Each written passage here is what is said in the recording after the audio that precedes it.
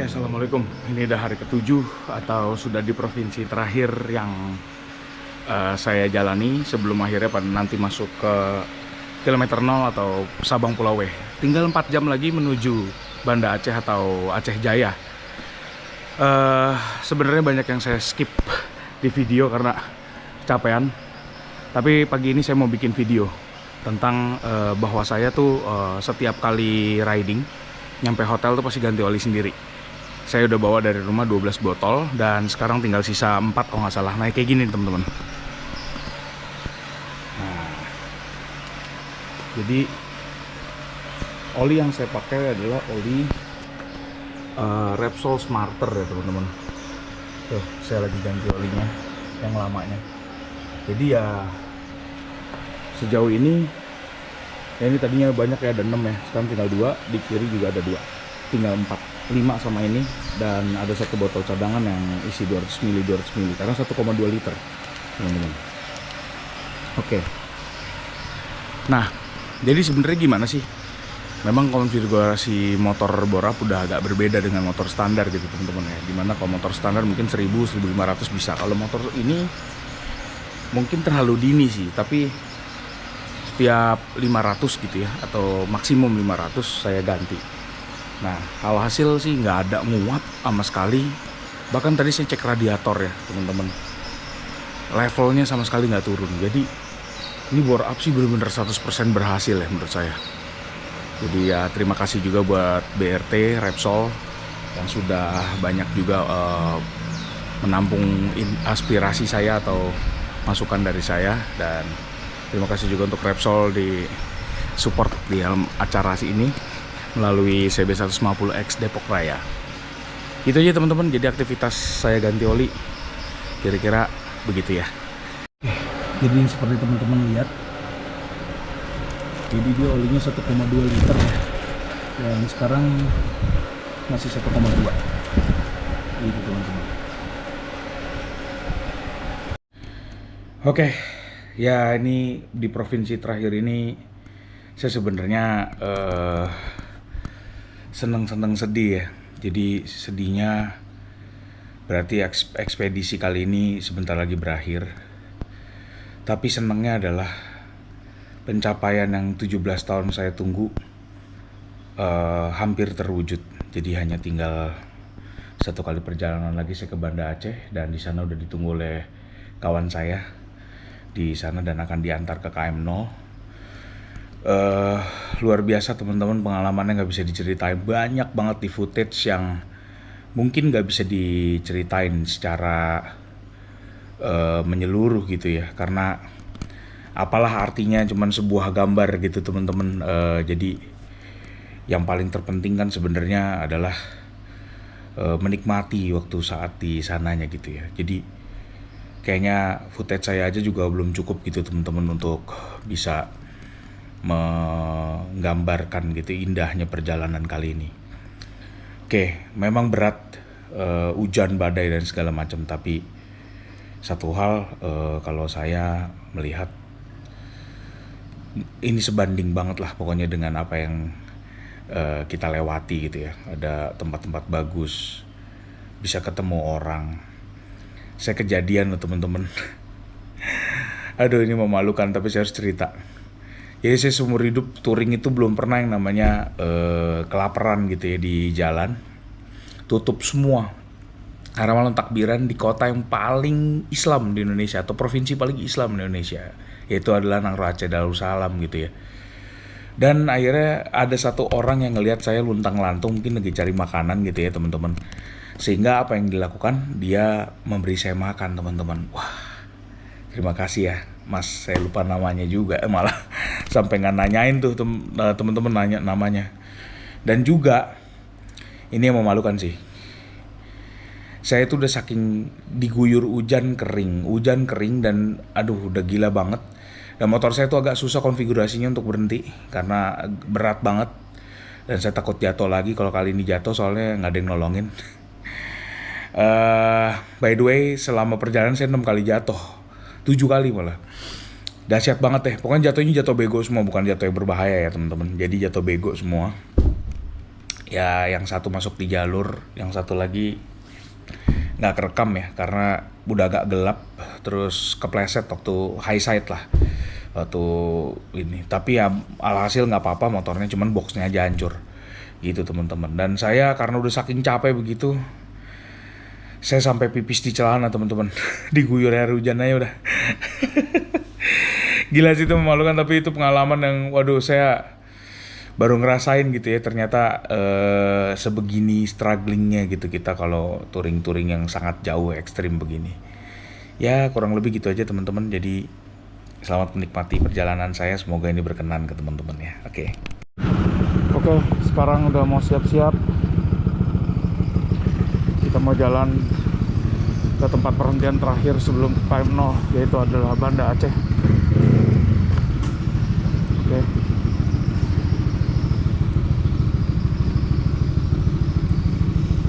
Ini penginapan saya, terima kasih ya. Sampai berjumpa kembali.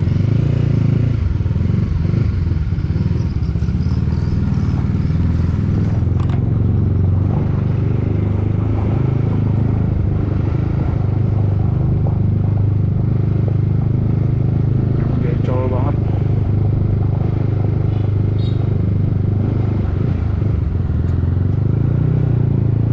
Oke.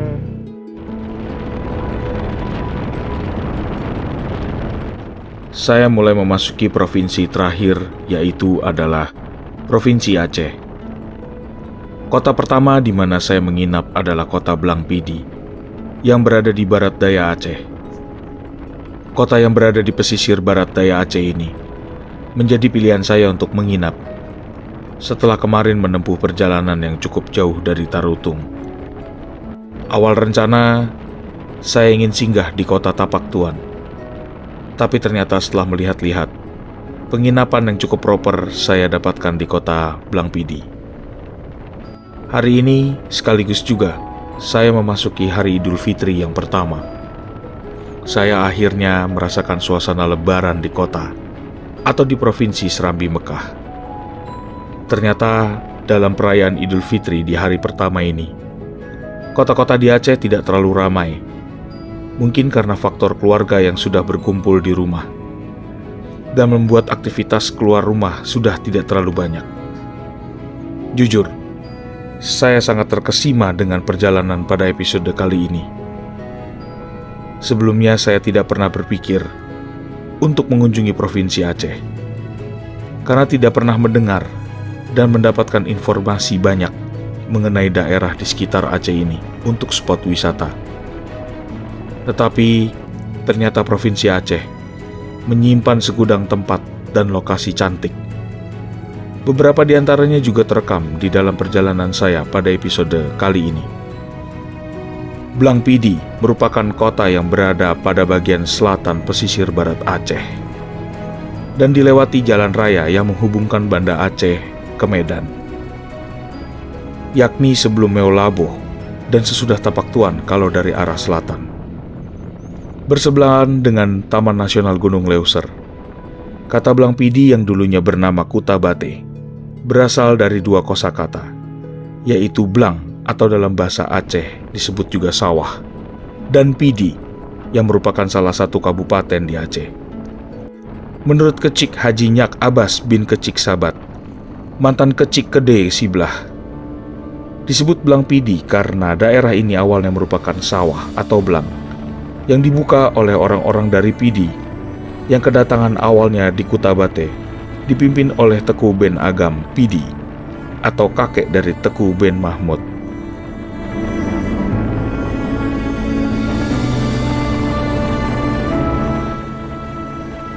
Tidak lama dari kota Blang Pidi, kita langsung masuk ke dalam kota Meulaboh. Kota yang begitu terkenal saat terjadi tsunami pada tahun 2004. Kota Meulaboh adalah ibu kota dari Kabupaten Aceh Barat, Aceh, Indonesia. Daerah ini merupakan kota terdampak tsunami paling parah di Indonesia dan bahkan di beberapa negara di Asia saat terjadi tsunami. Sebelum dikenal dengan sebutan Meulaboh, dahulunya kawasan Tanjung ini bernama Pasi Karam, menjadi disebut orang sebagai kota Meulaboh. karena letaknya yang sangat strategis untuk dijadikan pelabuhan. Pada 26 Desember 2004, hari itu merupakan hari di mana semua orang Meulaboh dan Aceh tidak akan pernah lupa, di mana gempa sebesar 9 skala Richter menerjang Samudra Hindia dan menimbulkan tsunami besar. Di provinsi inilah kira-kira 170.000 jiwa melayang akibat bencana tsunami dan menjadi yang terbesar di antara negara tetangga.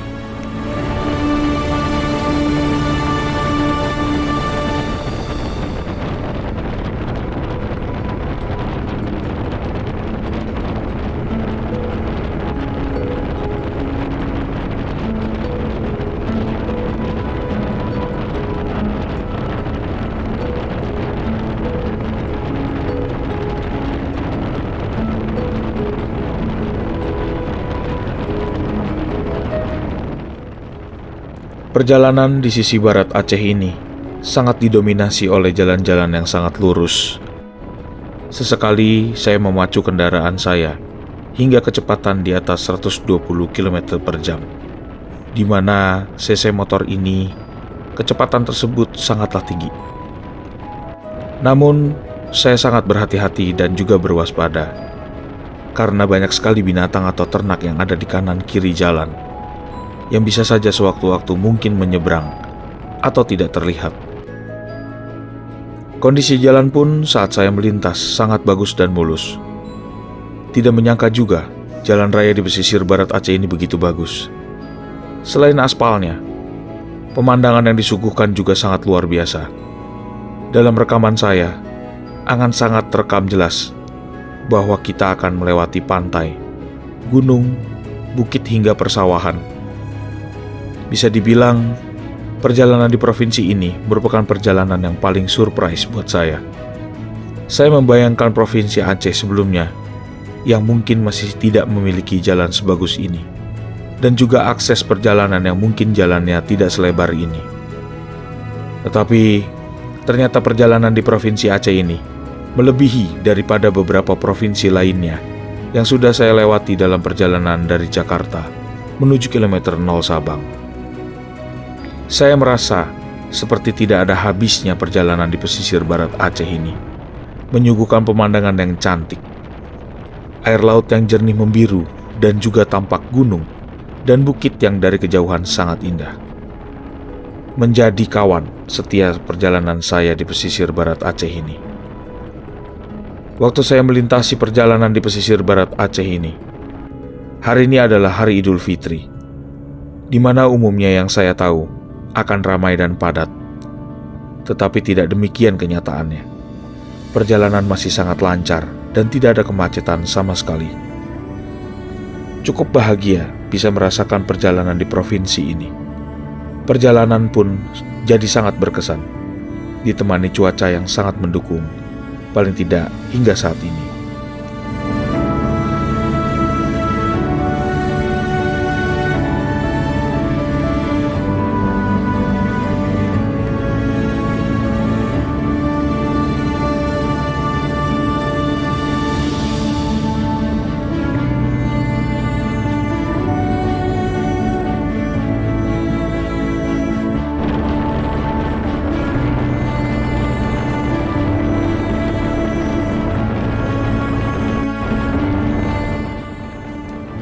Dalam perjalanan saya saat ini, saya menjadi teringat sewaktu saya masih dalam tahap merencanakan perjalanan ke kilometer 0 ini. Salah satu kawan saya ada yang pernah memberitahu bahwa jangan sampai lupa merekam saat sudah memasuki Meulaboh sampai dengan Banda Aceh. Sebelumnya, saya sangat bingung dengan informasi itu, karena setahu saya Pulau Sumatera hanya didominasi oleh pemandangan kelapa sawit. Paling tidak, itu yang terekam dalam memori saya saat perjalanan beberapa tahun silam, melewati jalur timur. Tetapi hari ini saya membuktikan bahwa saran kawan saya sangat terbukti. Memang perjalanan dari mulai Meulaboh hingga Banda Aceh menjadi salah satu yang terbaik dari segi pemandangan dan juga kualitas jalan rayanya. Sungguh tidak menyangka, Entah mengapa di jalan menuju Banda Aceh ini adalah suasana dan environment yang paling saya rasakan berbeda. Saya seperti tidak memacu kendaraan saya di dalam negeri. Saya seperti dibawa ke satu daerah yang belum pernah saya lihat sebelumnya. Betul-betul pemandangan yang sangat indah dan salah satu perjalanan yang sangat mengesankan. Saya sangat merekomendasikan bagi semua kawan-kawan yang ingin menuju ke Sabang Kilometer 0 atau Aceh untuk melewati jalur barat di Provinsi Aceh ini.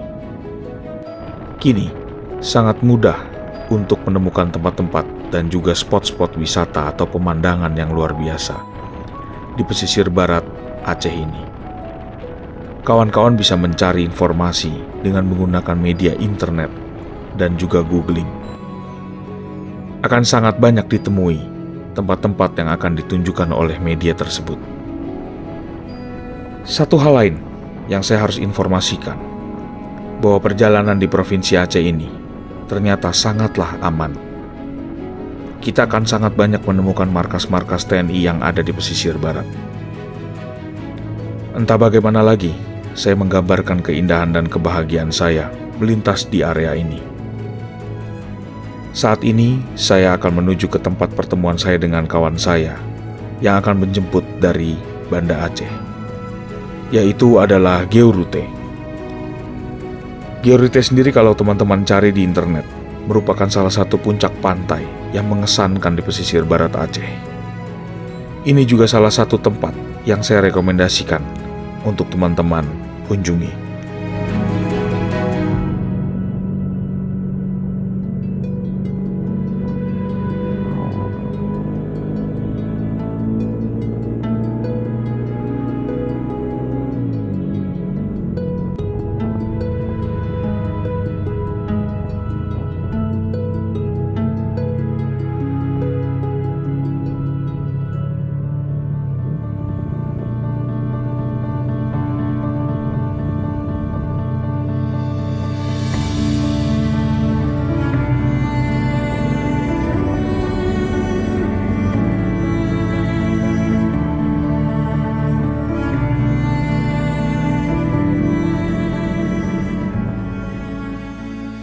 Oke, teman-teman, saya sekarang sudah ada di Georute ya. Jadi ada di bentar lagi Banda Aceh ya, Pak ya.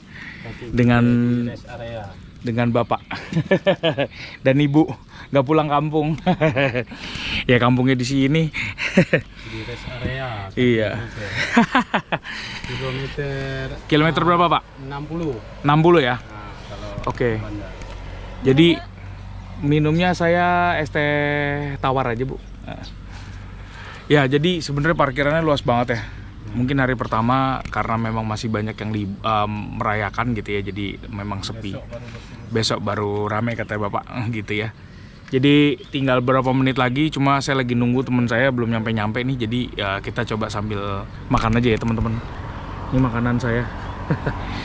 Tadi habis ngedrone juga. Oke teman-teman, siap, selamat makan.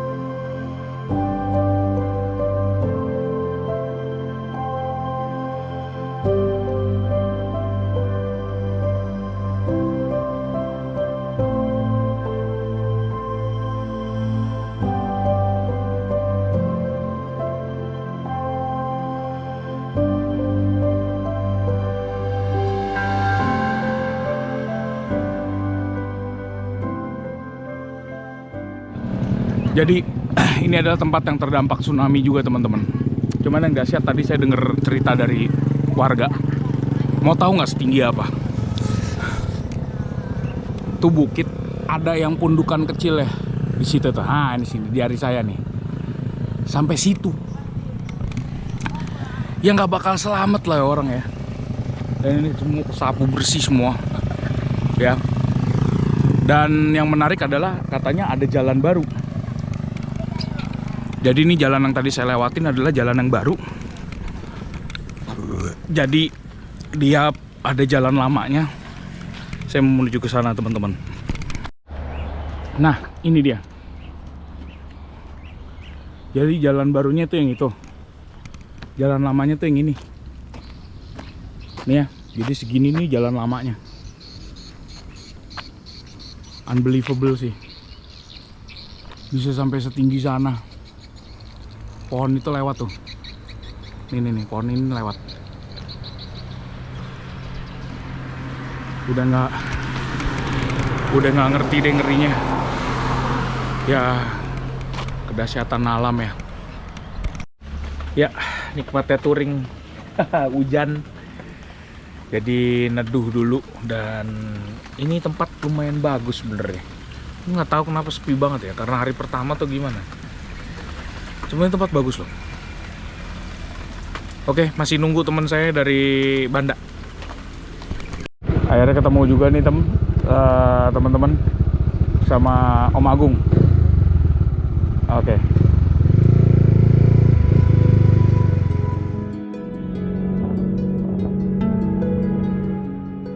Setelah beristirahat cukup lama di Georute dan juga menunggu kedatangan kawan saya Om Agung, akhirnya saya melanjutkan perjalanan menuju Banda Aceh, di mana perjalanan di peta hanya memakan waktu sekitar 1 jaman lagi.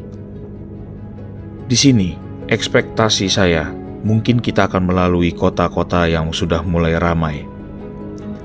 Tetapi sekali lagi, ternyata yang disuguhkan adalah pemandangan yang masih sangat bagus. Bedanya, kalau di sebelum Georute ini, saya disuguhi oleh jalan-jalan yang lurus. Tetapi mulai masuk ke Georute dan menuju kota Banda Aceh ini, saya sudah mulai diperhadapkan dengan perjalanan yang menanjak, menurun, dan juga berkelok. Di perjalanan ini, kita akan bertemu dengan sebuah wilayah yang bernama Longa, di mana di daerah ini, pantai dan gunungnya sangat indah. Sayang, cuaca begitu memasuki Georute dan menuju Banda Aceh, saya disambut oleh hujan yang tidak henti, walaupun intensitasnya rendah dan sedang.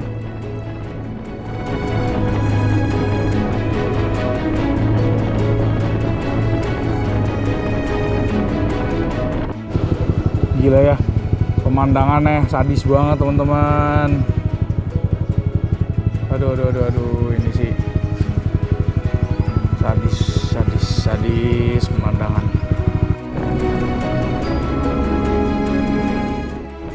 Ada rencana untuk bisa mampir dan berhenti sejenak untuk menikmati sunset. Tetapi sepertinya harus diurungkan karena hari ini sudah mulai sore dan juga cuaca kurang mendukung. Tetapi tidak mengapa, karena dalam perjalanan yang dalam kondisi seperti ini pun, saya masih merasakan suasana yang syahdu. Sungguh perjalanan yang seperti tidak ada habisnya menyuguhkan kegembiraan dan kebahagiaan dalam hati saya. Saat ini, saya juga sudah bertemu dengan kawan saya, dan kami berdua sudah menuju ke Banda Aceh. Saya sangat berterima kasih kepada Om Agung dan juga keluarganya yang telah menerima saya di tengah-tengah perayaan Hari Raya Idul Fitri. Saya juga tidak mau lupa mengucapkan terima kasih kepada Ketua Chapter CB150X Adventure Indonesia Chapter Medan, yakni Om Andre, yang telah melakukan komunikasi secara langsung dengan saya untuk mempersiapkan saya di Banda Aceh. Memang salah satu keunikan dalam bermotor adalah kita memiliki banyak kawan. Sekalipun mungkin kita belum bertemu atau hanya bertemu dalam dunia maya, tetapi kepercayaan dan juga pembelaan dari kawan-kawan sangatlah terasa dalam perjalanan. Walaupun saya melakukan solo riding, tetapi seperti tidak sendirian di dalam semua keadaan. Banyak kawan-kawan yang memantau dan juga melakukan komunikasi secara langsung sepanjang jalan.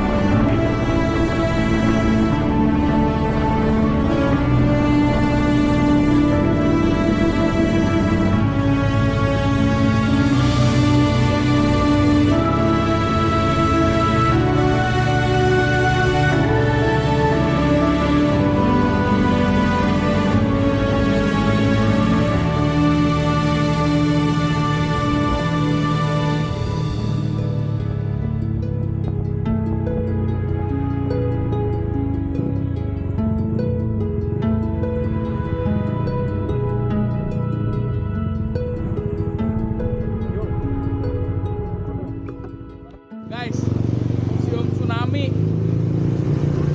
Nyampe juga.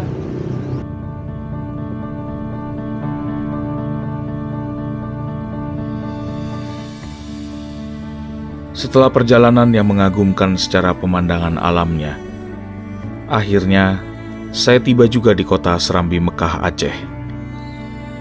Setelah saya sampai, saya pun diajak berputar di sekitaran kota, yaitu mengunjungi situs-situs di mana masih ada sisa-sisa daripada tragedi tsunami tahun 2004. Tidak habis akal, ada sebuah kapal dengan bobot bertonton dan sebesar itu bisa terdampar 5,8 km dari bibir pantai menuju ke pusat kota. Dan juga akhirnya saya menjadi saksi berdiri kokohnya sebuah masjid yang saat tahun 2004 juga menjadi tempat dan lokasi di mana dilewati juga oleh badai tsunami. Setelah saya berjalan di tengah-tengah pemandangan alam yang luar biasa, kali ini saya berada di kota yang cerita dan historinya membuat saya kagum dengan keteguhan hati masyarakatnya. 20 tahun berlalu, dan saat ini mereka sudah meninggalkan cerita kelam dan bergerak maju. Sudah semakin banyaknya bangunan-bangunan dan juga perumahan-perumahan revitalisasi yang berubah menjadi sebuah kota megah kembali. Saya sungguh bersyukur sudah mencapai ke kota terakhir sebelum akhirnya besok saya akan menuju ke Sabang kilometer 0. Mungkin banyak orang yang sudah mencapai apa yang saya capai sekarang. Tetapi bagi saya, Sabang kilometer 0 merupakan impian 17 tahun yang tertunda. Memang benar mungkin yang dikatakan oleh sebagian orang. Bermimpi boleh saja. Tetapi mewujudkan mimpi memang butuh kita untuk memperjuangkannya. Kembali lagi, saya mengucapkan terima kasih bagi kawan-kawan yang sudah menonton sampai dengan episode ke-8 ini. Sungguh saya merasakan support kawan-kawan. Sampai bertemu kembali dan berjumpa di episode selanjutnya, yaitu adalah episode 9, di mana saya akan menyeberang ke kilometer 0 yang berada di Pulau Weh. Assalamualaikum warahmatullahi wabarakatuh dan shalom. See you on next episode.